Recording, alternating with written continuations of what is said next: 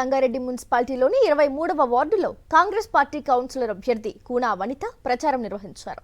Youth Congress నాయకుడు కూనా సంతోష్ కుమార్ తో పాటు పలువురు నాయకులు, కార్యకర్తలు కూనా వనితతో కలిసి ఇంటింటి ప్రచారం చేశారు.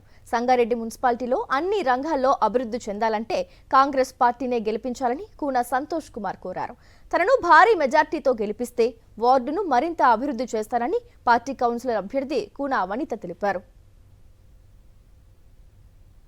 లో కూడా మాకు 2 సార్లు అవకాశం ఇచ్చారు. దాన్ని మేము సద్వినియోగం చేసుకొని 100% అన్ని అభివృద్ధి పనులు పూర్తి చేశాము. మరి ఈసారి కూడా మీ అమూల్యమైన ఓటుని చేతి గుర్తుకు వేసి మమ్మల్ని భారీ మెజార్టీతో గెలిపించాలని కోరుకుంటున్నాను. ఈసారి మంచి అవకాశం ఇవ్వండి. మన కాంగ్రెస్ పార్టీ రూలింగ్లో ఉంది కాబట్టి మన జగ్గారెడ్డి గారి సహకారంతో, తూర్పు నిర్మలా జగ్గారెడ్డి గారి సహకారంతో అందరు ఇల్లు లేని వాళ్ళకి, నిరుపేదలందరికీ కూడా ఇందిరమ్మ ఇళ్ల పట్టాలు ఇప్పిస్తామని ఈ సందర్భంగా తెలియజేసుకుంటున్నాను.